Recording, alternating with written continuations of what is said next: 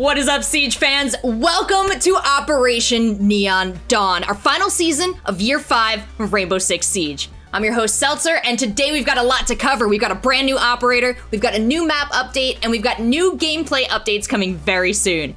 But before we get a deeper look at the new season with our development team, we've got Chris Waters from Ubisoft News here with the breakdown.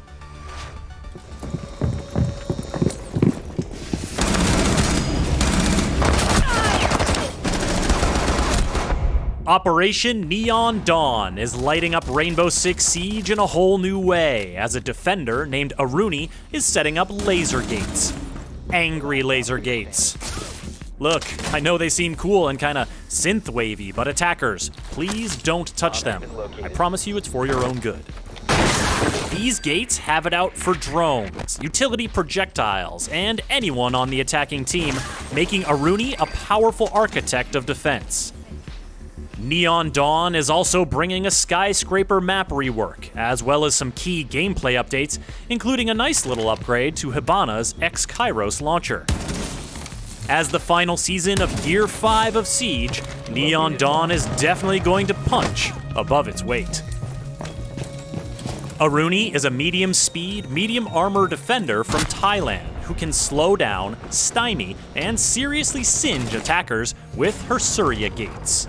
She can drape them over a soft or reinforced wall, set them up on windows, or use them to protect hatches, and they will completely cover the area. When she deploys them over doors, however, they leave a gap at the bottom for drones or nicely aimed projectiles. Attackers will need to take advantage of that gap because the laser grid of a Surya gate will destroy any drone or utility projectile that hits it. And if an attacker touches it, it'll take a substantial bite out of their health. See, when a Surya gate destroys something or zaps someone, it deactivates temporarily to recharge. So, once an attacker uses some utility like a grenade or a gadget, or burns some of their health to take down a Surya gate, that doorway is just a doorway again. Keep in mind that there is a short delay from zapping something to deactivation. This short delay is all ARUNI needs to get her speedy P-10 Roni submachine gun or her big, bad MK-14 EBR marksman rifle trained on the door in question. The first DMR to be wielded by a defender is not to be taken lightly, and ARUNI always has her PRB-92 sidearm standing by for close encounters. Influencing where encounters happen is one of ARUNI's biggest strengths, as her Surya gates help the defending team reconfigure the map to their advantage. You see, while attackers get hung up dealing with laser problems, defenders can waltz right through. The Surya gate turns off when a defender is close, making them perfect for protecting your rotation holes. Just be careful not to set up an ambush too close to one while an attacker is nearby, or you may give your position away by turning off the gate.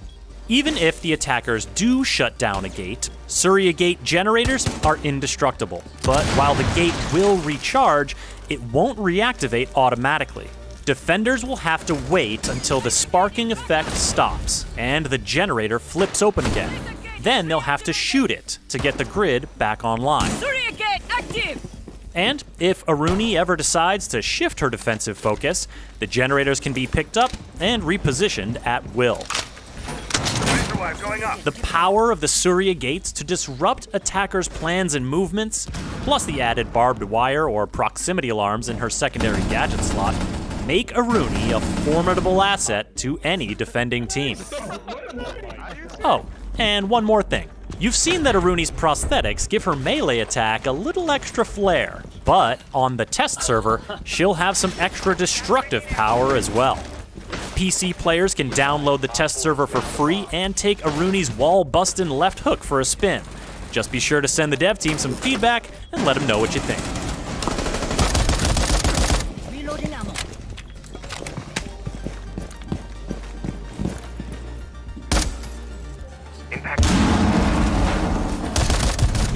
Op 4 eliminated. Mission successful. The new map rework coming to Operation Neon Dawn is SKYSCRAPER. Now, this one took a little extra time to get right, but we're really pleased with how it turned out. For more information on the new SKYSCRAPER, here's level designer Nicolas Jolicoeur. Well, one of the first things we did was to have a little less windows in certain areas so that the crossfires are not as deadly as they used to be, which really helps. Also, there are certain balconies that we removed so that attackers are less likely to stay outside and just stay at the windows. The whole exterior wall of Karaoke, that was where there used to be a balcony. That whole balcony's side, we removed that. So the only way to be on that wall to come into one of the windows is through rappelling.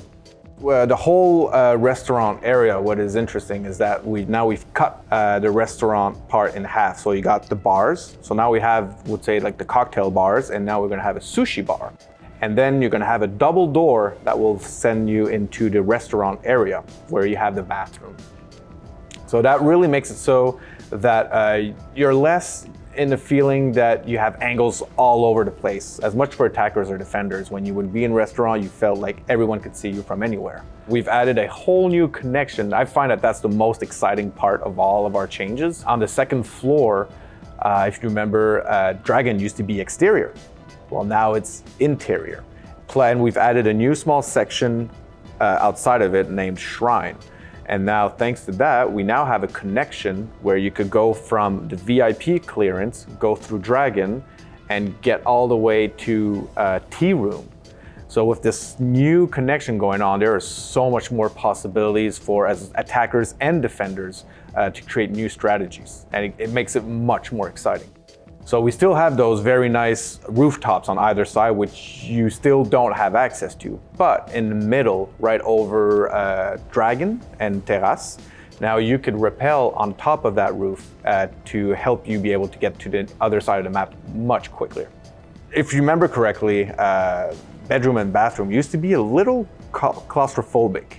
Now, which is fun with the new layout that we got, it's still sort of similar to what we have, but it breathes so much more. And you have new ways of attacking it now. So you've got an entrance from delivery room that now has a destructible wall with it. There was something that no one enjoyed. If you remember correctly, there was the back stairs where all you had to do was stay down on the stairs and you could see underneath the barricades of the door and you could shoot anyone that was coming through there. Well, now that's changed and there's no more of that going on. I mean, it was like, it's a slight change, but it really makes a huge difference. Thank you, Nick. Next up, we have game designer Emilian Lomé and our writer Gary Astleford to tell us more about our newest defender, ARUNI. Core aspect that we want for ARUNI is to be an architect of defense. It is a role that emerged in Siege very early. Mira, Castle, and also Smoke was also dedicated to that due to the combination of SMG and shotgun. And that specific role is something we really like in defense, and we wanted to make a new one that would join this club of operators that we call architects. Going with this laser gate, with this proximity detection, means that if a defender gets close, the laser can turn off. So it is not a symmetrical relationship like with Castle. If I block a doorway with Castle, I block it for everyone. With ARUNI, I can block a rotation, use it as much as I want, and the attacker is going to have to face the challenge, not me. It's a layer thing. You have the wall, you have the reinforcement, and then you have the laser grid. So you can have all three of them at the same time. You can bridge the wall, and then behind the attacker is like, oh, well, now there is an ARUNI gate that is also preventing me from moving forward. So an extra step for me to deal with. Same thing for hatches. You can have the hatch reinforced and the laser underneath it. The choice is going to be important. Going for a wall will oftentimes mean using more of them. If you're in consulate garage, you can do that, but that's all of your gate for just the wall, instead of protecting kitchen or server with it. We want you to make choices. We want you to be able to protect walls better, but doing this brings a diminishing return. The interaction of the laser is a critical component, so we wanted everyone to be able to deal with lasers. We want to always have an option, or almost always. The level of safety provided by ARUNI is not the same as Castle. Those two, we wanted those two to be very different, but this thing does not block bullets, does not block vision, and technically doesn't block people either. But it's, again, a deterrent. You need to play on the mind of the attacker to win this, not just on, okay, this is blocked. The point is, we don't really want this, okay, I'm tossing my utility there, it's done, I'm doing something else. No, it's like, okay, team, we're going to go through that door and secure the floor together, and once that's done, we can move forward. So we want ARUNI to create those moments again and again during a round, It's something that creates moments, 30-second window for the attacker to execute, the same way they would on an objective room. Tinkai is a great way to just push through the gate, take the damage and soak it with the extra health, and at the same time, surprise the defender because you did something they'd probably never expect. ARUNI is both an easy gadget to get rid of and also a big challenge to actually maintain this state of it's no longer there. Considering the character we made, we allowed her to have like a stronger punch, and when she does melee wall, she creates openings. Not big, like shotgun shell size, but you can absolutely make your own rotation in your ARUNI. So as an architect, without that option, it was either secondary shotgun, which we already kind of have in a few operators, or primary shotguns. And if you want this architect role, primary shotgun would be mandatory, and it would be a bit disappointing for us to not explore other things. Right now we can. So we went with two options, one that is more of a classic Defender way to do things, the P10 RONI. But we also are trying something new here, and we're bringing a DMR in defense. So she has access to the MK14, and I'm really curious to see how that goes.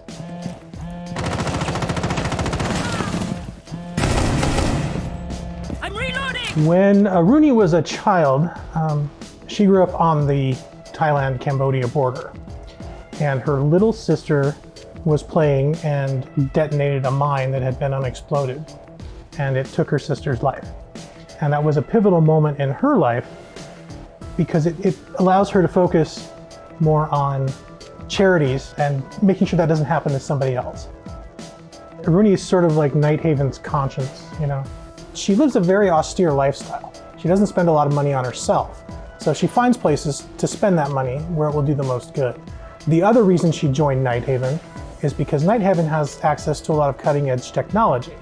And as somebody who uses prosthetic limbs in her day-to-day, she's really interested in making sure she has cutting-edge technology when it comes to prosthetics. ARUNI and Thermite were working on a joint operation in Thailand, tracking down a weapons ring. And during the course of that investigation, there was an accident and they were both seriously injured. ARUNI more so than Thermite. I can't talk too much about the details of the accident, but I can assure you they will be revealed in the future. We are looking to have a lot of inclusivity and diversity in all the operators that we've got coming. And so in those cases, we are doing our research and we are talking with consultants to make sure we're sensitive to these issues and we present them in a good light and that these characters are relatable. Thanks, guys. Emilian will also be posting in the upcoming designer's notes about our plans to address the 20-second meta. You can find those notes on Rainbow Six social channels and our website shortly after the stream. Now, last season, we introduced our accessibility tab, and with it, the ability to change site colors and opacity. This season, we're very excited to expand our accessibility features, with new communication options, including voice-to-text and text-to-voice. There are also a bunch of gameplay updates coming with Operation Neon Dawn. Here to discuss further are David Perpignan and Aurélie Debont. Spawn picking and runouts are very frustrating for most players and especially newcomers and intermediary players, but because they don't have the knowledge of the map and also not enough coordination. Defenders going outside is not a problem for us, but it should be more risky. So it's for this reason we reduce the outside timer detection, so we reduce to 1 second. But I think this shorter timer will help the attacker player to manage better their attack and also reduce the negative impact to be killed by a run out very early in the round. So defenders have to commit to their runouts and attacker could react much quicker. So I think this change should be fairer for all players. Currently, Jaeger has a pretty dominant position on the catcher utility meta. That is a meta that has been very present on Rainbow Six for some time now, so we're taking some actions in this matter. If we are able to modify Jaeger's behavior, we may be able to modify a bit the distribution on projectiles and utility. The new ADS won't be able to catch 2 rounds consecutively. After destroying a projectile, the ADS will remain disabled for 10 seconds, so this is a big change. When the disabled time ends, the ADS will come back to the active status and will be able to catch projectiles again. The counterpart of this change is that the ADS will have infinite charges, so you have a cooldown after catching something, but you cannot catch one after another. Jaeger is causing now a lot of pressure into the economy of projectiles for attackers, so we're expecting a bit of a change here. Right now you shouldn't need as many projectiles as before to deal with him, so we expect to see a bit more of variety on the attacker sides in terms of projectiles and secondary gadgets. Jaeger is not the only change we're going to do for the 20-second meta. During this season, you may expect more changes from the balancing cell regarding this matter. With the recent release of Ace and the Hard Breacher, we wanted to take a look at the whole ecosystem for breachers in the game, and we decided to make some changes in Ivana. So we are tweaking a bit the resource management on her to give her more functionalities. Now Ivana will be able to choose how many pellets she wants to shoot with the X-Kairos launcher. We'll let the player choose between 3 options. They can choose between 6 pellets, 4 pellets, or 2 pellets. Now Ivana is going to be able to be more flexible and have better choices during the match. The fact that the resources are more distributed will allow her to react specifically to each circumstance. For example, if you are facing a castle, you can choose to shoot only 2 pellets and you're going to save a lot of X-Kairos into your pocket. And if you found a hatch that it's just reinforced, you choose to shoot 4 of the pellets and you'll break it. Ivana has been known for a long time as the queen of the hatches, and we're trying to reinforce that role right now. Right now, Echo is a super strong operator that ends in the status of ban or pick. It's hard not to see him on a match of Pro League if it's not banned, and we think we need to take extra steps to fix this. The current yokai drones for Echo are a drone that you can throw and attach to the ceiling, and they become invisible once they are not operated, which means that it's pretty hard to spot. The new yokai drones won't be using the invisibility system, so when they are deployed and they are attached into the ceiling, they can still be spotted by other operators and destroyed. Let's say it's a bit easier to find them. Echo could still play as it plays right now, but he will need to be a bit more careful with the drones. A bit of map knowledge is going to be a bonus for Echo's players, because you need to hide those drones from the attackers, and that's important. He will need to invest more time on the observation tools, and for compensating that a bit, we are bringing back the shield to his loadout. ARUNI and the rest of Operation Neon Dawn will be live on the test server tomorrow, November 9th. So please play, have fun, and send us your feedback. We'll also be sharing more news shortly about Siege on next-gen consoles, so make sure you keep your eyes on all the usual Siege channels. Thanks so much for watching, and now back to the EU Major.